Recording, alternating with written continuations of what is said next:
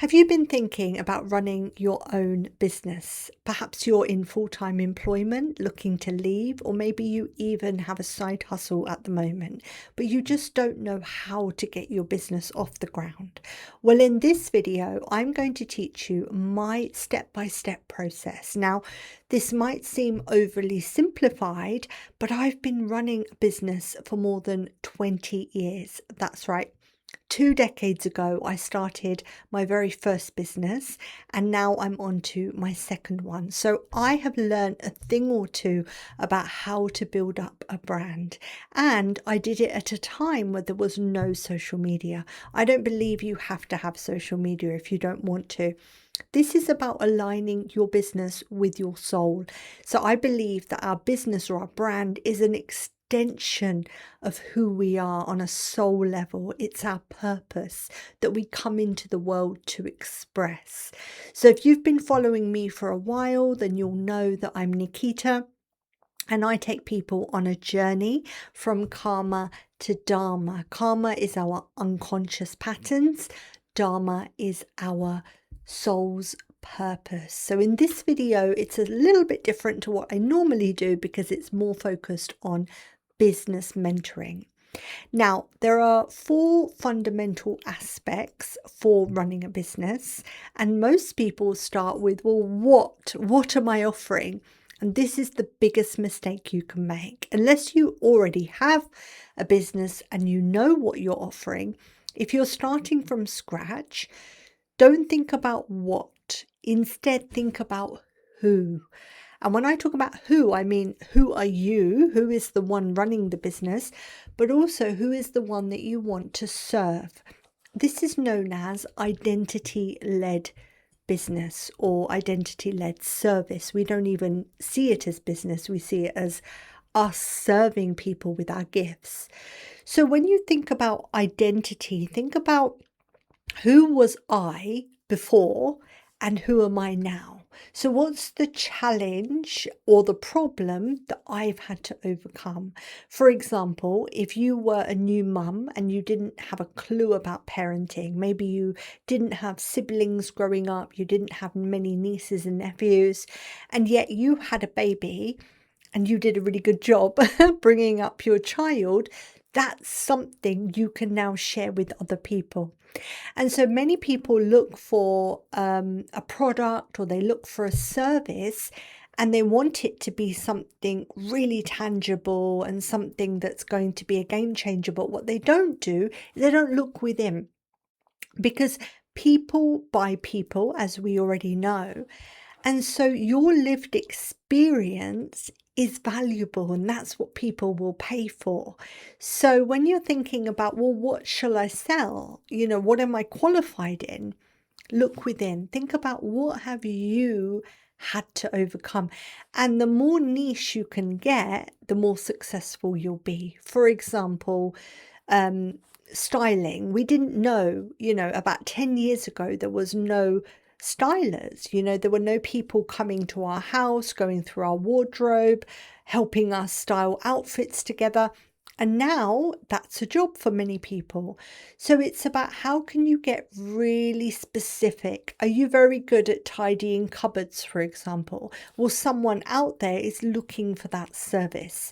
Are you very good at planning things? There's somebody out there's looking for it. And the more tangible you can get, the more specific and the more unique you can get, the more successful you'll be. So don't think about what can I offer. Think about, well, who was I before and who am I now? That's really the identity part of it. And then the other part of identity is, who do you want to serve? What type of people light you up? So for me, for example, in my business journey with Nikita, I take people from karma to dharma. So what does that mean? From unconscious patterns to embodied purpose. And so my ideal client is somebody who seemingly has it all on the outside. They've built up a job or a career or a business. They have the house, they have the family, they have a dog, they have everything that society told them would make them happy. And yet within, they still feel this disconnection from who they truly are. So my ideal client is somebody that's accomplished. They have, made it, so to speak, from society's perspective anyway. And they seem to have got everything on paper, yet when they look within or when they go to bed at night, they still feel this subtle restlessness. And why is that person important to me? Because I was that person. I was the one that was successful on paper. I had awards. I was in the paper, in the media. I was known in my community.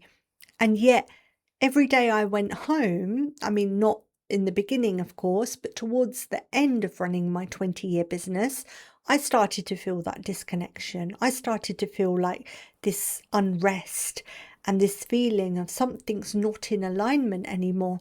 And when I tried sharing that with my friends and my family, they said, "Oh, you're so ungrateful.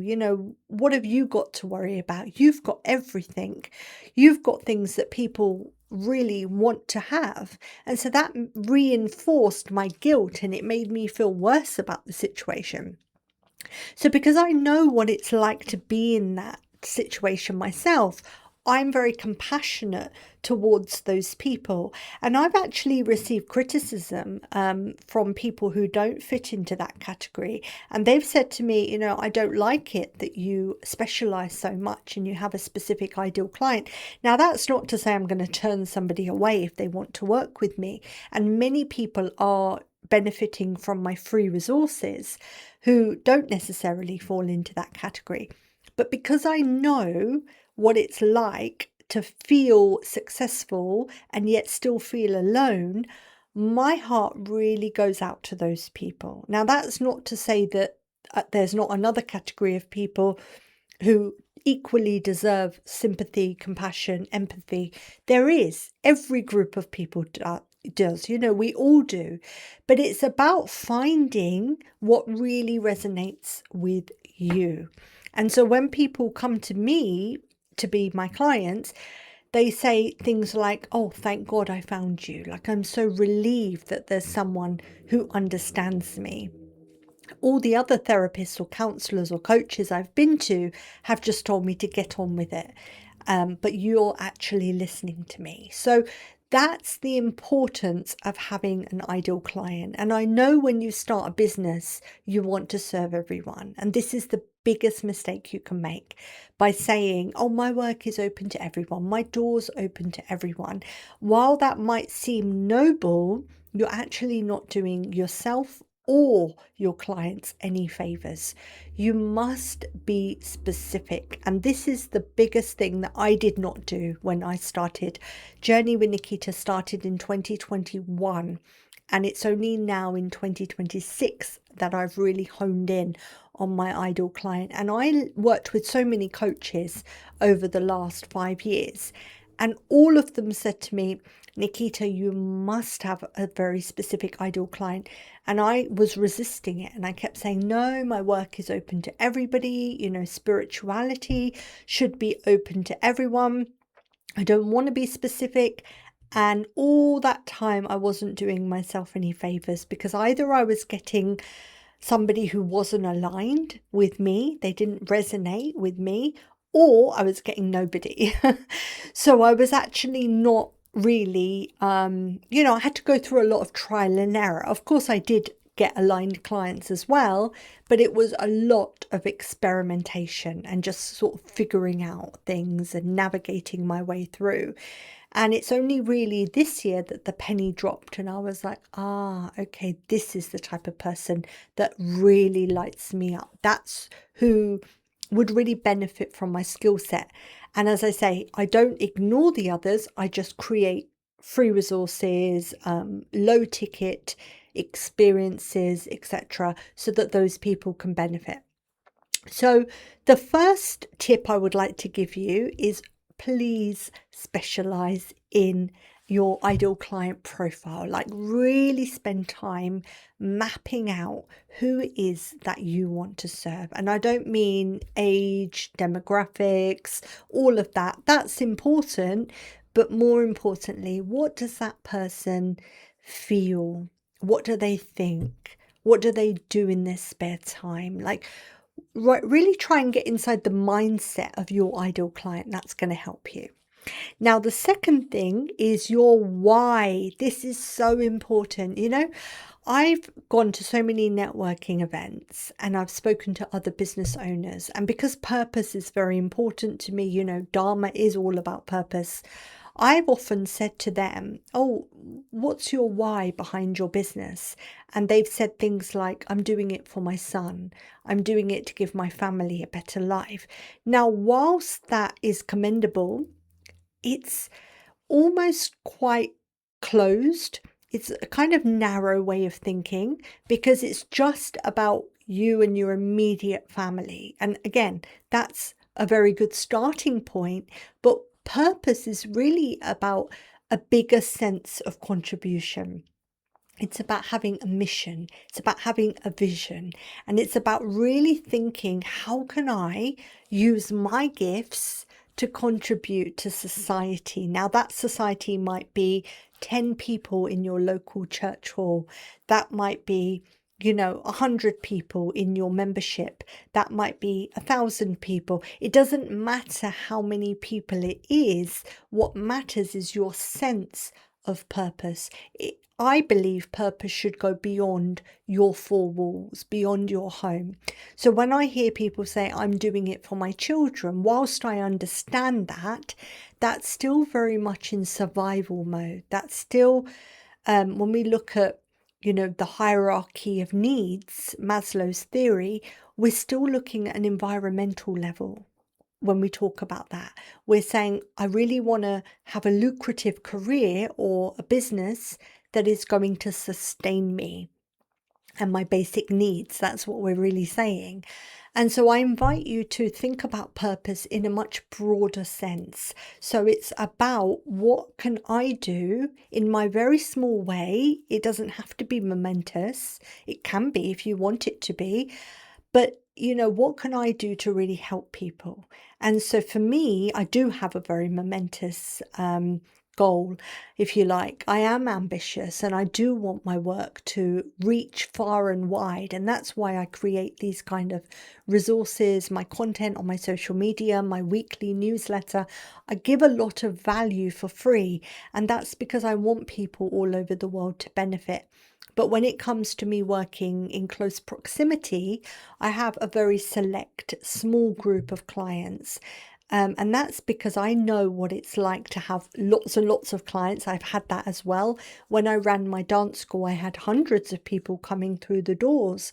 And that's a different type of business model. Where I am right now at this stage in my life, I'm in my early 40s and I'm really thinking about having a work-life balance. For a long time, work was my life. And now it's very much about finding who I am in this chapter of my life. So I explore other hobbies, I enjoy walking and swimming and cooking. And so there's so many more things that I'd like to do with my time and also my energy and expertise. So I choose to work with just a handful of high-paying clients. That's the kind of business model that works well for me at this stage in my life. That doesn't mean to say that's the only way. I've just realized that that's what helps me sustain my energy. And then a couple of times a year, I'll do an in-person retreat. And that's a really nice way of having high proximity, again, with a few more people. And then it's really my free resources that I spend most of my time on distributing to make sure that people all over the world get them. But in order to come up with that business model, it took me a lot of, as I said earlier, trial and error. And also understanding, who am I? What am I here to do? What's my purpose? How are my expertise, my skills best utilized? That's the question that you need to ask yourself. So we've covered the who, we've covered the why. Now we're going to move on to the what. This is the third pillar. Now, what, it mostly people start with that question, but I invite you to consider it now, the third part of this 4-step process. So the what is, what am I going to offer? What am I going to deliver? So this could be a product that you create. It could be a service that you deliver. It doesn't really matter what it is. As I said before, it's your who and your why that's more important. And as you know by now, people buy from people. And so building a personal brand is so important. You know, when I do business mentoring with my clients, I often say to them, build your personal brand first and then launch your service or your product later. Don't do it the other way around. Because in my experience, when you build up a personal brand that's strong enough, when you then launch something, people are primed, people are ready to buy. For example, if you're thinking about writing a book, you may want to write your book on the side, but simultaneously build your brand, build your community, because those are the people that are going to buy the book. If you write a book, publish it and put it out there, unfortunately, sorry to say this, but it may just sit on the shelves and not sell. And then you may be disheartened. Or you might start marketing the book after it's been released, and by that time it's a very slow progress. So what you want to do is build your brand up as you're going along. Like whatever it is you're doing now, even if you don't know what it is you want to sell. This is the bit that I really want you to take away from the video. Even if you don't know what it is specifically, start building your brand. And when I say brand, I mean you. Start telling your story, start showing up in reels and videos, start sharing your photos. When I say photos, I don't mean family photos. Please don't share your family photos. That is not building a personal brand. A personal brand is you. Who is the person? Yes, you might put an odd family picture on there or a holiday snap, but we want to know who you are. What do you enjoy eating, doing in your spare time? So it shouldn't be a personal profile, but it shouldn't yet be a professional profile. It's something in the middle. So it's showing you who the person is. And then when you launch something, people are like, oh yeah, I really like that person because she's got a dog and I've got a dog, and therefore I'm going to buy her book, or I'm going to buy her new service, or whatever it is that she's now offering. Of course, that's a very simplistic way of looking at it. But the point is really building up your brand first. That's key. And then you decide, what am I offering? And then the final pillar is the how. And this is where we get into the logistics. So how am I going to deliver this service? Is it going, or product? If it's a product, maybe you're going to sell it on Amazon. Maybe you're going to distribute it on eBay, for example, Vinted, however you're going to do it. If it's a service, are you going to sell via social media? Are you going to sell via email newsletter, for example? Now, what I want you to think about here is you shouldn't do anything that you don't want to do. If you're not an Instagram person, like if Instagram doesn't light you up, don't go on Instagram. Like just delete your account. Don't do it. Because people feel energy. And this is the bit that people miss. They say, a lot of my clients come to me for mentoring and they say, I'm posting so many times a week on Instagram and I'm not getting anything back. And I say, do you enjoy posting on Instagram? They say, no, I'm just doing it because I think I have to. And it's that bit that people feel. So you can probably feel now, if you've come this far and if you've listened to this much of the video, you can probably feel my passion. You can feel my energy, my enthusiasm. So I have that same energy and enthusiasm on Instagram, on Facebook, on TikTok, on LinkedIn, on YouTube, on all my platforms, on my weekly newsletter. So I'm passionate about each one of my platforms. There's not a single one which I think, oh no, I have to log into that again. Oh, what a drag, what a bore. I never think that, because the day I think that is the day I delete the account. I'm not on Pinterest, for example, but it doesn't light me up. It's not to say there's anything wrong with it. It doesn't appeal to me just yet. Maybe it will in future. But do what you want to do. Don't do what you think you should be doing. This is the thing. Because unknowingly, on a very subtle subconscious level, people will feel it. And they'll feel that you're just trying, you're just performing, you're masking. You can tell right now I'm not masking. This is the real me. The way I'm speaking to you now is the way I speak to my partner, the way I speak to my family members, the way I speak to my friends. There's no difference. If you're behaving differently in different situations and scenarios, that means on some level you are performing or you are masking, and people feel it. People don't want more performance. They want more presence. They want people who are real. Those days are gone when we pretend, when we act like we're on our best behavior, when we tidy our home before people come, when we put out the best crockery and cutlery before a dinner party. Those days have all gone. What people want to see now, the majority of the population, of course, there is still, that circle of people that exists, and that's fine as well. There's no judgment, but the majority of people now want to see something real. They want to see authenticity. They want to see a messy background. You're probably going to laugh because my background's quite neat, but people want to see things that are real, and this is my real background, so this is the real me. It's not like I'm pretending. But equally, sometimes I record content in my living room, which is sometimes messy.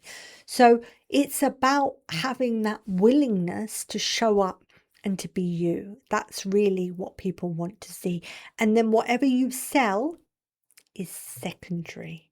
Okay, I'm going to say that again because that's the most important part of this talk, and then I'm going to wind up. You are the most important, and then whatever you sell is secondary. So that is the who, the why, the what, and the how. So those are the 4 pillars that you need to consider before you start a business, or if you're in the early stages of your business, go back and address those 4 pillars. If you want more support, if you want me to dive deeper into your business ideas, come up with a plan, help you align your business with your personality, then reach out. I offer a very limited number of business mentoring spaces every year, and it's for people that are really committed to making a difference. If you feel like you have a bigger purpose, if you feel like you have a calling or you have gifts that you want to share with the world, this is the right kind of mentoring. It's called Dharma Mentorship. Dharma is soul's purpose. And of course, mentorship is me offering my guidance based on more than 2 decades of lived experience and, everything that I've learned over the last 20 years. So I hope that you will consider that. The link is below, and I will see you in the next video. Thank you.